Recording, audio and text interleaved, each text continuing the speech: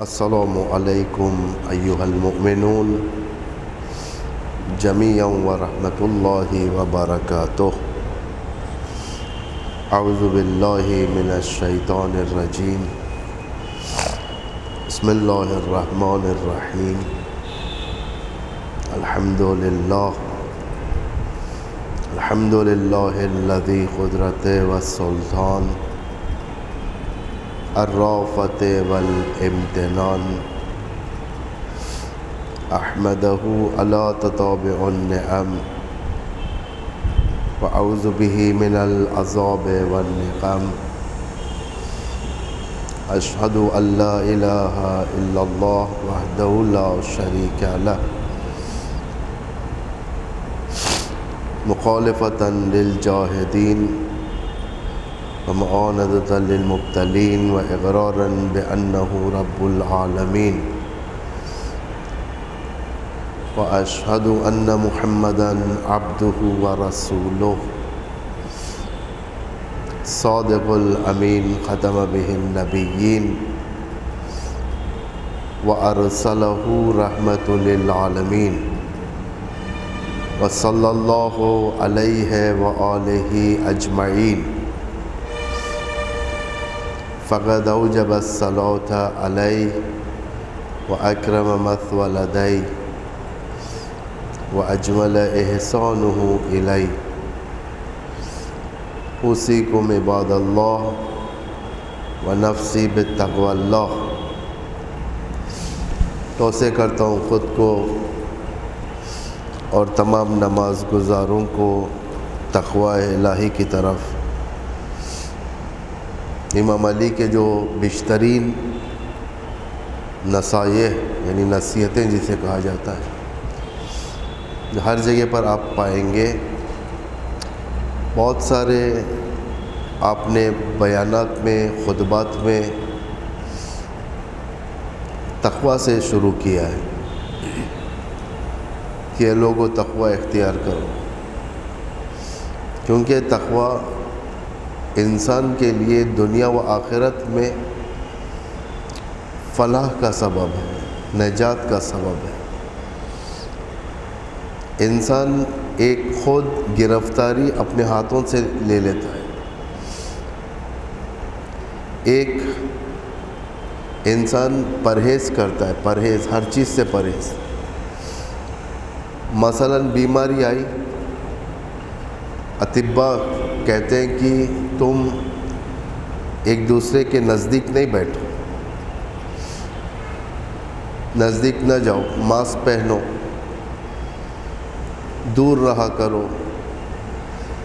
جیسا کہ ابھی جو وبا گزری ہے اس کے بارے میں اگر دیکھا جائے تو سوشل ڈسٹینسنگ مینٹین کرنا، ایک دوسرے کے نزدیک جا کر بات کرنا، جو اطباء کہتے ہیں کہ اس سے بچو، کیوں؟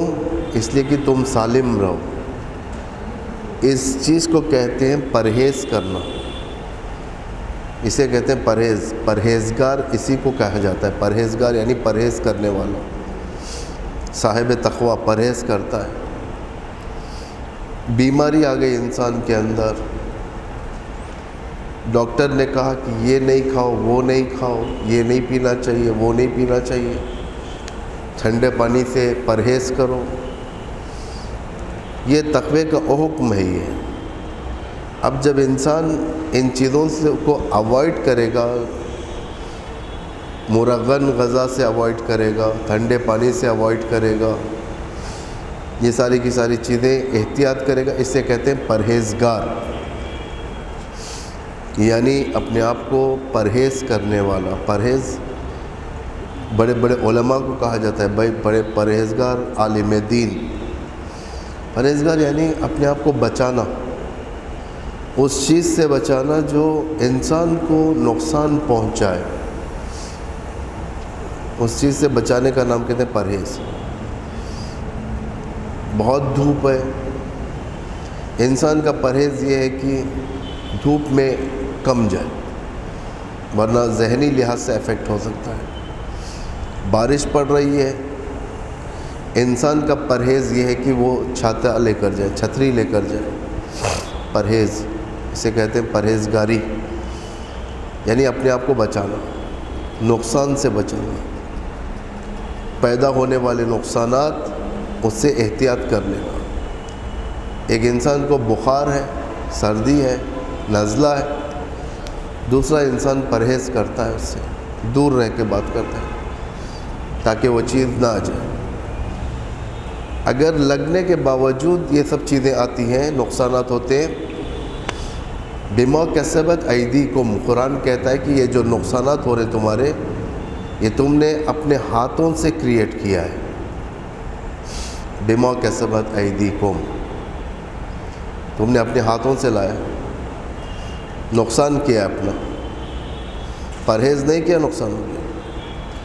پرہیز کرنے کے بعد اگر کوئی چیز تمہیں لگ جائے، نزلہ لگ جائے، بخار لگ جائے، تو یہ اپنے ہاتھوں سے نہیں ہے، یہ ابتلاء الہی میں سے ہے۔ اس بخار کے ذریعے سے اللہ تمہارے گناہوں میں کٹوتی کرے گا۔ انسان کو بخار آ جاتی ہے، مشکلات آتے ہیں، ہرڈلز آتے ہیں زندگی کے راہ میں، یہ اگر لاپرواہی کے بنا پر ہے تو نقصان ہے، اسے دوبارہ کریکشن کرنا چاہیے۔ لیکن نہیں، ہر چیز احتیاط کے بعد یہ سب چیزیں آ رہی ہے تو یہ آزمائش الہی ہے، اسے تمہارے گناہ جھڑتے ہیں۔ بیماری انسان کے گناہوں کو جھڑا دیتی ہے۔ اس لیے بعض لوگ، آپ مشاہدہ کریں، بعض لوگ مرنے سے پہلے ایک لمبی بیماری کا عرصہ طے کرتے ہیں، بہت بیمار رہتا ہے انسان، بیڈ ریڈن جسے کہا جاتا ہے، پلنگ پر ہو جاتا ہے، بہت سارے اسے جسمانی نقصانات پیدا ہوتے ہیں، بیڈ سولز آ جاتے ہیں، اس سے ہاتھ پیر کام کرنا چھوڑ، دھیرے دھیرے سے ایک ایک چیز اس کی ختم ہوتی جاتی ہے، آخر میں موت آ جاتی ہے۔ یہ ابتلاء الہی ہوتا ہے۔ یہ اللہ نہیں چاہتا کہ اپنا بندہ یعنی مومن موت کے بعد شرمندہ ہو، عذاب میں گرفتار ہو جائے۔ اس لیے دنیا کا عذاب بہتر ہے آخرت کے عذاب سے۔ دنیا کی سختیاں، دنیا کی مشکلات آخرت کے عذاب سے بہتر ہے۔ کبھی بد اخلاق زوجہ مل جاتی ہے انسان کو، یہ بھی گناہوں کا کفارہ ہے۔ بد اخلاق زوجہ گناہوں کا کفارہ ہے۔ بچوں کی تربیت کے باوجود، تربیت کرنے کے بعد اگر بچے صحیح راستے سے منحرف ہو جائیں تو یہ بھی ایک کفارہ بن جاتا ہے۔ تربیت کے اگر تربیت ہی نہیں کیا تو عذاب ہے، تربیت اگر انسان نہیں کیا تو عذاب ہے۔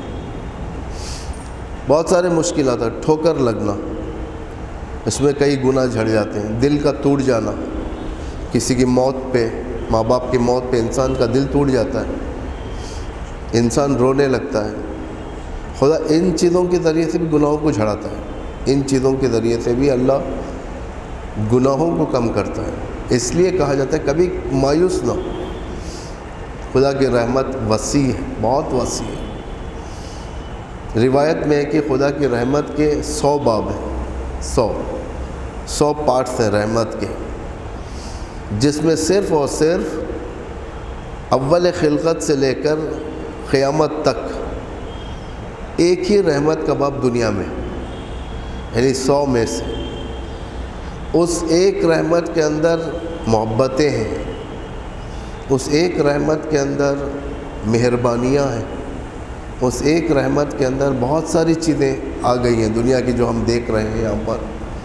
خدا کا لطف، اس کی بزرگواری، اس کی خدائی ہمارے سامنے جلوہ گر ہے۔ صرف اور صرف ایک رحمت کا دروازہ خدا نے دنیا میں اول خلقت سے لے کر قیامت تک کے لیے کھلا ہے، مرنے کے بعد تو پورے 100۔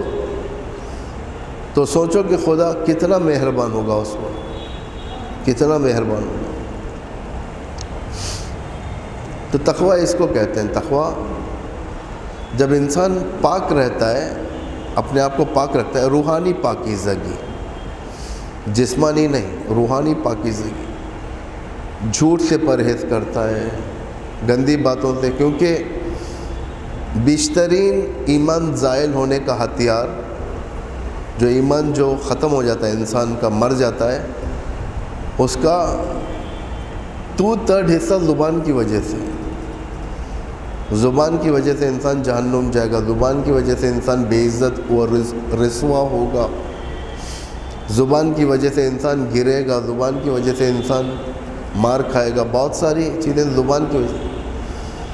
آج دنیا میں جتنے عذاب دیکھ رہے ہیں، مین کریٹڈ ڈیزاسٹرز، جنگ، یہ سب زبان کا نتیجہ ہے. جتنا زبان آپ ڈھیل چھوڑیں گے اتنا تمہاری زندگی کے لیے نقصان ہے دنیا میں. اور اس کے بعد اس کے اثرات آخرت میں بھی نظر آتے ہیں.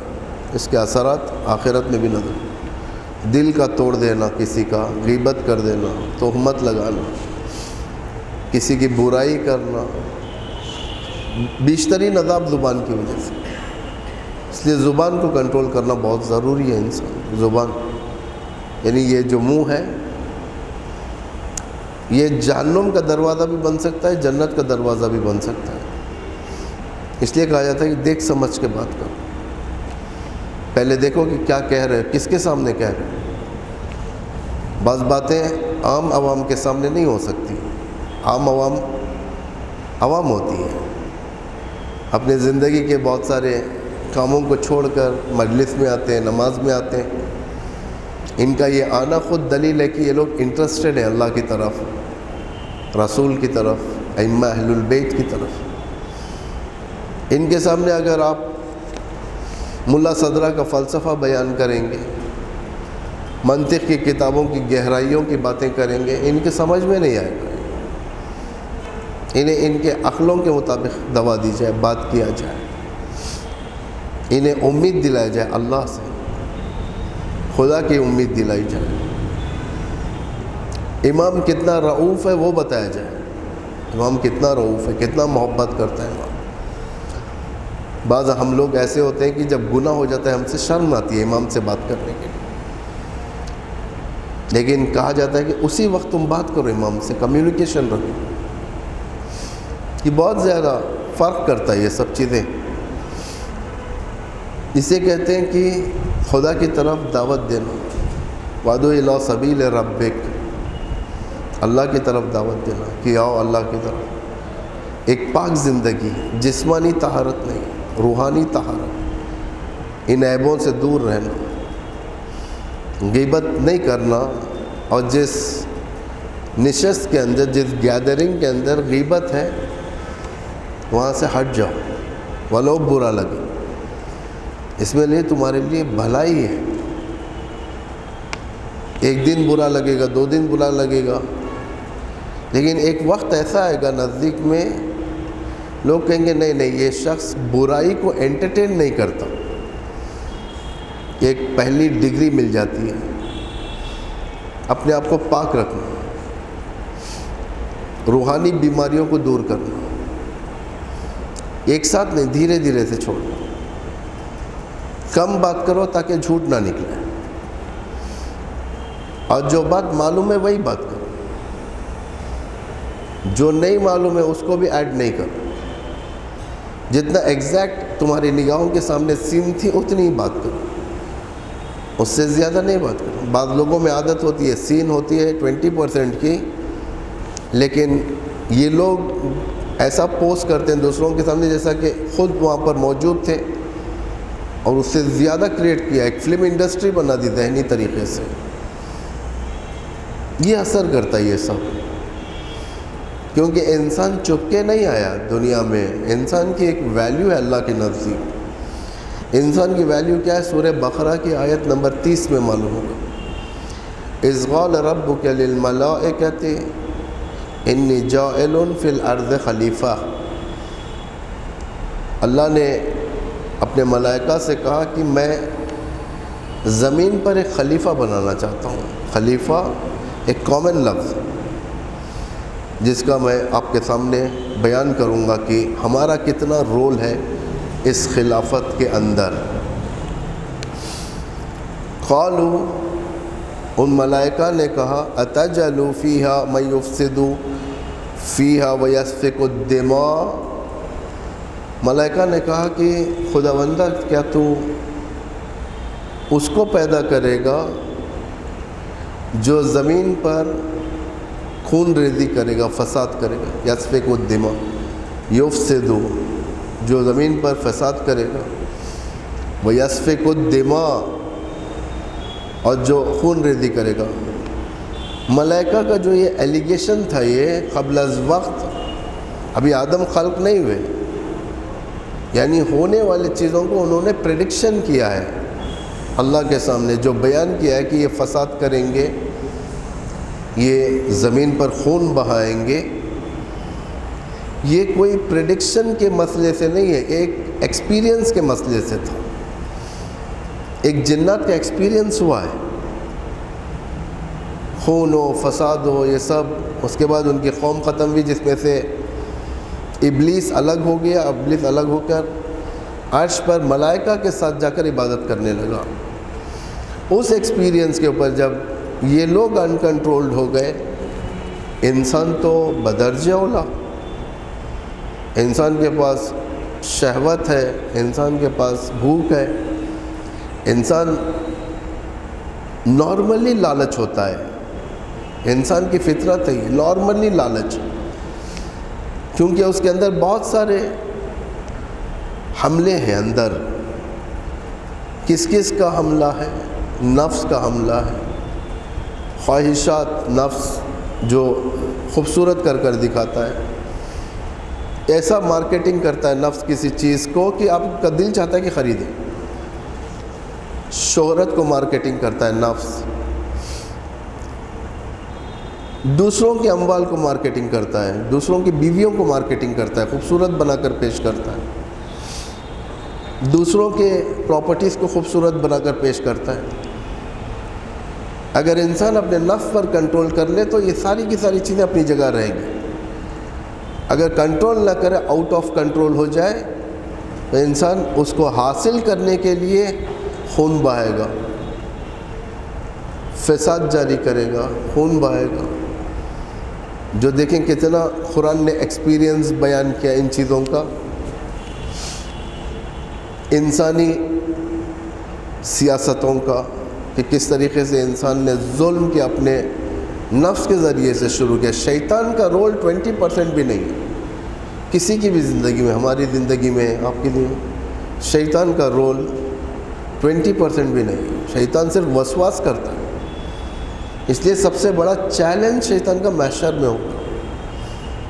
جب ہم لوگ کہیں گے کہ خدا یہ شیطان، یہ لعین نے ہمیں گمراہ کیا تھا، یہ کیا تھا، شیطان اللہ سے کہے گا خدایا میرے پاس کوئی جسم نہیں ہے کہ میں ان کا ہاتھ پکڑ کر لے جاؤں.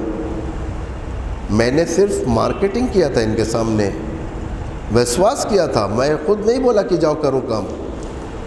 شیطان اس چیز کو کہتے ہیں. نفس کا رول زیادہ ہے اس میں. نفس کا رول، اسے کہتے ہیں نفس امارہ، یعنی وہ نفس جو تمہارے اوپر حکومت کرتا ہے. یہ چیز بھی مجھے ہونا، فلاں چیز بھی مجھے ہونا. آپ جائیں، آپ سپر مارکیٹ، اگر آپ کے پاس کارڈ ہے، credit card, debit card, super market جائیں، ہر چیز اسے کھینچے گی. خواہشات، مجھے یہ جوس چاہیے، مجھے یہ چاہیے، مجھے یہ چاہیے، اسنیکس یہ چاہیے، ہر چیز چاہیے. اگر اس کا بس چلے گا تو وہ پورے مارکیٹ کو لوٹ کر لے جائے گا، جبکہ اس کا پیٹ اتنا نہیں ہے. ہیرس کے بنا پر بہت ساری نعمتوں کو ضائع کرتا ہے انسان. ہیرس کے بنا پر جا کر خرید کر یہ لاتا ہے، وہ لاتا ہے، فلاں لاتا ہے، فلاں لاتا ہے. 3 ممبر کی فیملی ہوتی ہے، ہسبینڈ، وائف اینڈ چائلڈ. 3 ممبر کی فیملی، جس میں 20 کلو کے فروٹس لے کر آ گیا، رکھ دیا، ڈمپ کر دیا، اوپر کے اٹھا کے کھانے لگا. بعد میں چند دن کے بعد پتہ چلا نیچے پورا سڑ گیا. اسے ہیٹس کہتے ہیں. حریص انسان کبھی سکون میں نہیں رہتا، کبھی سیٹسفائی نہیں ہوتا کسی بھی چیز سے. حریص انسان، یہ جنسیت کے اوپر بھی آ جاتا ہے. یہ ایک خوبصورت لڑکی سے شادی کرتا ہے، اس کے بعد اس کی نگاہ کسی اور کی بیوی پہ جاتی ہے، ولو وہ کم خوبصورت ہوگی، اس کے لیے زیادہ خوبصورت ہو جائے گی. انگریزی میں ایک محاورہ ہے، the grass on others land are ever green. دوسروں کی زمین کی گھاس ہمیشہ ہری رہتی ہے، اپنی گھاس کو نہیں دیکھتا ہے، دوسروں کی. وہ انسان جو اپنے رکابی کو چھوڑ کر دوسروں کے رکابی پر نگاہ رکھے گا، دوسروں کی پلیٹ پر کبھی پیٹ نہیں بھر سکتا اس کا، کیونکہ اس کے کھانے کا انداز الگ ہے، اسے پسند آئے گا وہ کھائے. وہ اس طریقے سے سجائے گا اپنے پلیٹ میں کہ یہ بیچارہ دوسروں کی پلیٹ پر. یہ محتاج انسان ہو جائے گا. کس کا محتاج؟ اللہ کا نہیں، خواہشات کا محتاج، وسائل کا محتاج، فقیر، سلیو، غلام، فلاں کا محتاج، فلاں کا محتاج، یہ چیز چاہیے، وہ چیز چاہیے. یہ خطرناک ڈیزاسٹر ہے انسان کی زندگی کا. یہ ہر چیز حاصل کرنا، ہر چیز کھانا، یہ انسان کو ختم کر دیتا ہے. توجہ کریں آپ لوگ. انسان خون ریزی شروع کر دیا. نحن نسبح بحمدک ونقدس لک. فرشتے کہتے ہیں پروردگار ہمارے پاس کوالٹیز ہیں. کوالٹیز یہ ہیں کہ نحن نسبح، ہم لوگ تسبیح کرتے ہیں تیری، ونقدس لک، ہم لوگ تیری تسبیح تقدیس کرتے ہیں، ہمیشہ ذکر میں رہتے ہیں، ہم کو بنا دے. قال، اللہ نے کہا کہ انی عالم ما لا تعلمون، جو کچھ میں جانتا ہوں وہ تم نہیں جانتے. سجدہ کرو. قرآن کی دوسری آیتوں میں ہے اصل سجدے کا کیا مفہوم ہے. فنفخت من روحی فقعوا لہ ساجدین. جب میں اس آدم کے اندر اپنی روح پھونک دوں گا تو تم لوگ سجدے میں چلے جانا. یعنی آدم، ہم لوگ ہیں بنی آدم، یعنی آدمی. ہم سب کے اندر وہ روح کا اثر ہے. اسے کہتے ہیں خلیفۃ اللہ روح ہمارے اندر ہے. اگر انسان اس چیز کو صحیح طریقے سے یوٹیلائز کرے، اشرف المخلوقات، اشرف المخلوقات. اپنے نفس کو کوٹنا، دنیا کی چیزیں رکھو. آپ امیر ترین شخص، مومن کی میراث امیر ہے. مومن فقیر نہیں ہو سکتا. عیب ہے یہ ایمان کے لیے، غربت عیب ہے.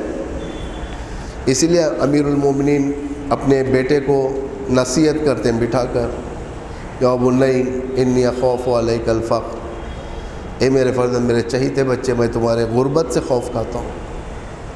فقر یعنی غربت، فقیر ہو جانا جسے کہتے ہیں. ان کے محتاج شریف آپس میں ایک دوسرے کو لینا دینا، یہ اچھی چیز ہے. یہ کسٹمز امام کے ظہور کے بعد بھی رہے گا. یہ مثلا میں آپ سے پوچھ کے لے رہا ہوں، بھائی مجھے کچھ دو پیسہ، مجھے ضرورت ہے، یہ کام ہے، یہ کام ہے، مجھے کچھ عطا کرو. تھوڑی مشکل ہے گھر کے اندر، یا آپ میں سے کسی نے پوچھا کہ ٹھیک ہے آپ لے لو. اسلام کے واجب حقوق ہیں، مستحب حقوق ہیں. مستحب حقوق یہ کہ انفاق رائے خدا میں عطا کرنا، اپنے سیلری میں سے، ایئرلی انکم میں سے، منتھلی انکم میں سے، آورلی انکم میں سے انفاق کرنا. انکم اگر فرضاً 5000 ہے تو 100 روپیہ انفاق کے لیے نکال دینا راہ خدا میں. ایک 20 روپیہ امام حسین کے کاز کے لیے نکال دینا، یعنی عزاداری کے لیے امام حسین کی سپورٹ کرنا جسے کہا جائے. بہت برکت ہے اس کے اندر. امام حسین کے کاز کے لیے نکالنا، جماتے رہنا، انفاق کرنا، یہ مستحب حقوق ہے. یہ کوئی ضروری نہیں ہے کہ آپ سے آ کر کوئی پوچھے، آپ خود پہنچیں. اسی لیے جماعتیں ہیں یہاں پر، مسجدیں ہیں، تاکہ یہاں سب آتے ہیں. آپ اس اپنے سجدے کو دیکھ کر، اپنی نماز کو دیکھ کر چلے نہیں جاؤ. لوگوں پر بھی نگاہ ڈالو، کوئی مستحق تو نہیں ہے اس میں. اور خدا ریفلیکٹ کرتا ہے. جو انسان سیریس ہوتا ہے خدمت کے لیے، خدا اس کے سامنے ریفلیکٹ کرتا ہے. مستحق کو ریفلیکٹ کرتا ہے، ایک نگاہ کے لیے ریفلیکٹ کرتا ہے. سلام علیک ہوتی ہے اس سے، پوچھتے ہیں کیا بھائی خیریت ہے، کیا ہے، فلاں ہے، اس کے باتوں سے معلوم ہوتا ہے، ولو وہ چھپانا چاہیں. یہ مستحب ہے، دوستانہ مانگ لیا، مستحب ہے. ایک واجب حقوق بھی ہے جو دینا واجب ہے تمہارا. اگر نہیں دو گے تو سارا اکاؤنٹ دوبارہ آڈٹ ہوگا. امام کے زمانے میں جیسا خمس، زکوٰۃ، یہ واجب حقوق ہے. اگر نہیں دو گے تو پینالٹی پڑے گی، سزا ملے گی، جرمانہ پڑے گا اس کے اوپر. ساری زندگی کا امام کی گورنمنٹ آڈٹ کرے گی تمہاری زندگی کا سارا مال.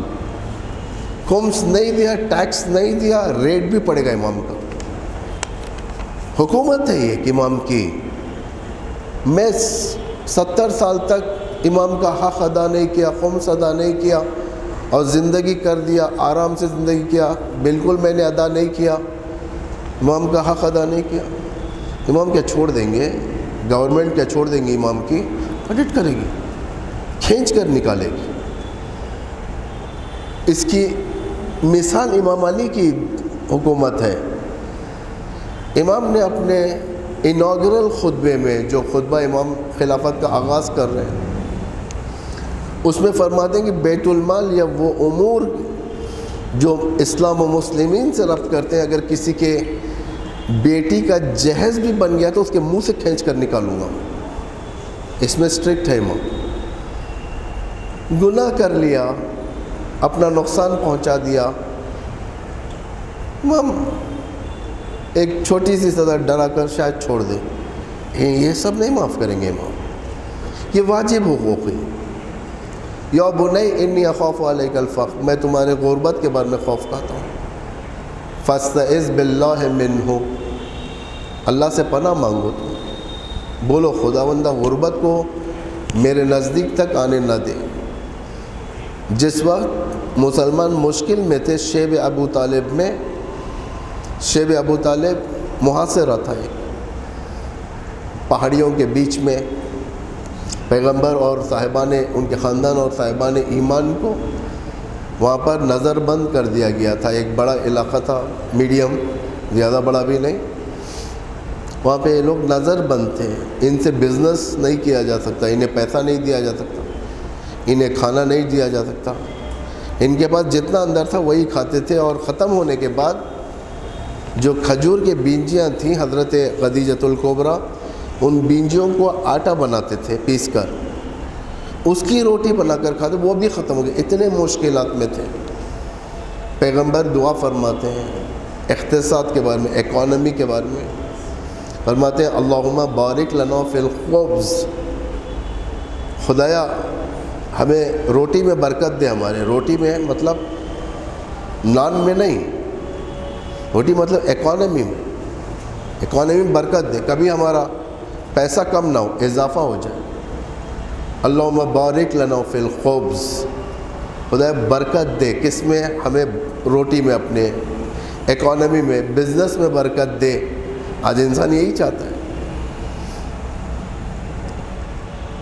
وَلَا تَفَرُّقْ بَيْنَنَا وَبَيْنَ الْخُبْزِ، ہمیں اور ہماری روٹی کے درمیان، ہماری اکانومی کے درمیان فاصلے نہ کر، فاصلہ ہونے نہ دے.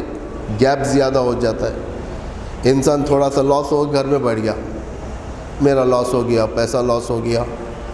یہ سب دنیا میں اس سے کتنے تاریخی تجربے ہیں جو جنگوں کے ہارنے کے بعد بادشاہوں نے دوبارہ ایک چھوٹا سا لشکر بنا کر چڑھاؤ کیا تو اپنی حکومتوں کو حاصل کیا. ان لوگوں نے خاموش نہیں بیٹھے. پیغمبر فرماتے ہیں لا تفرق بیننا و بین الخبز، ہمارے اور ہماری اکانومی کے درمیان فاصلے نہ کر، یعنی اچھی اکانومی ہو. فلولا الخبز، پروردگار ایک اچھی، یعنی اگر آپ کو لگے گا کہ یہ دھمکی ہے یہ، لیکن دراصل یہ اخلاقی دھمکی کے اندر ایک بڑا درس ہے.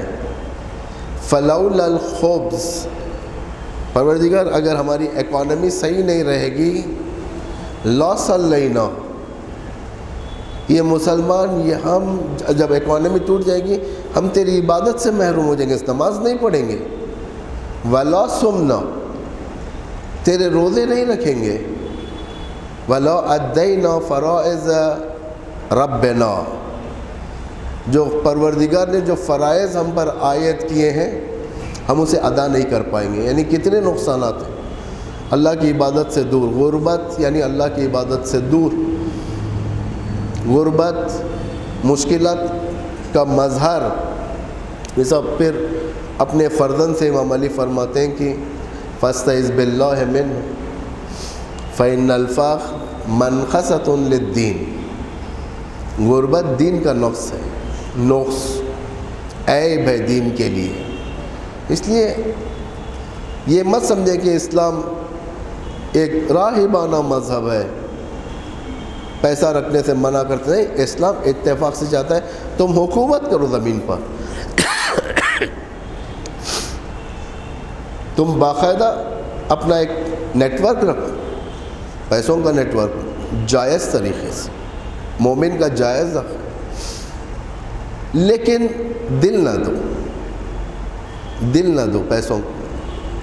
پیسوں کو اوپر رول کرو، پیسوں کو تم پر رول کرنے نہ دو. کبھی انسان ہوتا ہے کہ بے قابو ہو جاتا ہے، بے قابو. مثلا آج کی ٹیکنالوجی کی مثال میں آپ کو دیتا ہوں. انسان ٹیکنالوجی استعمال کرتا ہے، ٹیکنالوجی ایک ٹیلی فون کے اوپر، اسمارٹ فون کے اوپر اپنا کنٹرول نہیں رکھتا. انسان کنٹرول نہیں رکھتا. دسترخوان پر اسمارٹ فون ہاتھ میں ہوگا، بستر پر اسمارٹ فون ہاتھ میں ہوگا، حتیٰ نماز کے بعد اسمارٹ فون ہاتھ میں ہوگا. واٹس ایپ دیکھے گا، فیس بک دیکھے گا، سب چیز دیکھے گا، ہر جگہ پر. یعنی کنٹرول میں نہیں ہے. جب ٹیکنالوجی آپ کے کنٹرول میں نہیں ہے اس کا مطلب برعکس آپ ٹیکنالوجی کے کنٹرول میں چلے گئے. اب آپ کے ارادے پر نہیں ہے. ایک گھنٹی بھی بجے گی فوراً آپ اٹھا کر دیکھیں گے، ولو آپ کا میسیج نہیں رہے گا، ولو آپ سے ربط ہی نہیں رہے گا. یعنی اتنا کنٹرول میں، ڈیپ کنٹرول. اسی طریقے سے کرتا ہے ہر چیز. نفس تمہیں اپنے سے نکال کر دوسروں کا غلام بناتا ہے. نفس تمہیں. ٹیکنالوجی آگے آ گئی، بہت آگے آ گئی. تھوڑی تھوڑی دیر کو اٹھا کر دیکھے گا، تھوڑی تھوڑی دیر کو پیسہ کتنا جمع ہے اکاؤنٹ میں، معلوم ہے اتنا ہی ہے، نہ زیادہ گیا ہے نہ زیادہ نکلا ہے، پھر بھی دیکھے گا ابھی ہے، اتنا ہے. غلام ہو گیا انسان. اس کی عادت ڈالیں کہ آپ دوسروں کو غلام بنائیں، ٹیکنالوجی کو غلام بنائیں، اپنے نفس کو غلام بنائیں، اپنے جو حالات ہیں، جو برے حالات ہیں، جو تمہارے سامنے راستے بند کرنے والے حالات ہیں، اس کو غلام بنائیں. خود غلام نہ بنے. ایک گائے نہ بنے، گھوڑا نہ بنے جو دوسرے تم پر سوار ہو کر جائیں. دوسروں کو غلام بنو. دوسروں کو مطلب لوگوں کو نہیں بنو، لوگوں کو نہیں بنو، اپنے نفس کو غلام، اپنے حالات کو کنٹرول میں رکھو. یہ ساری کی ساری چیزیں کس لیے؟ اس لیے کہ تمہارے اندر خلیفۃ اللہ روح ہے. ایک اللہ کی روح جیسے اللہ نے ہمارے جد کے اندر پھونکا تھا، حضرت آدم کے اندر، وہ اثر کرتی ہے، آج اثر کرتی ہے. کہ ہدف جانے ہم اپنا. اللہ نے جب یہ روح پھونکا ہے تو ہمارے سامنے گول بھی ہونا چاہیے کہ پہلے دیکھیں کہ ہم کہاں سے آئے بھائی، کس لیے آئے، کہاں جانا ہے. ایک ریڈ لائن مشخص کریں اپنے گراؤنڈ میں. اس بارڈر لائن سے، اس باؤنڈری سے بالکل باہر نہ جائیں. فٹ بال کھیلنے والے ہوں گے لوگ، فٹ بال انسان کھیلتا ہے، مشخص رہتا ہے کس کے اندر رہنا ہے. بارڈر لائن سے اگر بال باہر چلے گئے، ولو زندگی کتنی تیزی کیوں نہ ہو، گیم وہیں پر رک جائے گا. پھر آپ کو وہیں سے شروع کرنا ہے. پھر سلو سٹارٹ شروع ہوتا ہے، پھر اس کے بعد فاسٹ ہونے ٹائم لگتا ہے. زندگی بھی یہی ہے. ہمارے بارڈرز مشخص ہیں ہمارے، اس کے اندر ہمیں رہنا ہے. اسے کہتے ہیں بندگی. ہمیں اپنی زندگی کا ایک گول ہے، گول پوسٹ ہے، وہاں تک پہنچنا ہے. ہمیں دشمنوں کے ٹانگوں سے بچنا ہے، چیلنجز، راستوں کو سمارٹ طریقے سے بنانا ہے. فٹ بال، آپ جوانوں کو اس سے اچھی مثال میں کیا دے سکتا ہوں؟ فٹ بال. ایک بال کو آپ گول پوسٹ میں پہنچانے کے لیے کتنے چیلنجز فیس کرتے ہیں. دشمنوں کے پیر سامنے آتے ہیں، یعنی سامنے والے ٹیم کے پیر سامنے آتے ہیں، آپ کو وہاں سے راستے بنانا ہے، کبھی دوسرے راستوں کے ذریعے سے، کبھی گرنا پڑتا ہے، کبھی اٹھنا پڑتا ہے. اس کے بعد ایک گول تک پہنچ سکتا ہے انسان، آسانی سے نہیں. آسانی سے گول تک پہنچ جانا یعنی میدان خالی ہے، کوئی گیم نہیں ہے وہاں پر. ایک خالی میدان ہے، وہ تو بچہ بھی جائے گا تو گول مار دے گا. اس کا نام زندگی نہیں ہے. زندگی چیلنجز فیس کرنا ہے لیکن آگے بڑھنا ہے. ہدف ہے ہمارا. ہدف کیا ہے؟ دنیا کی آبادی نہیں ہے ہدف. دنیا آباد ہو سکتی ہے، ہدف آخرت.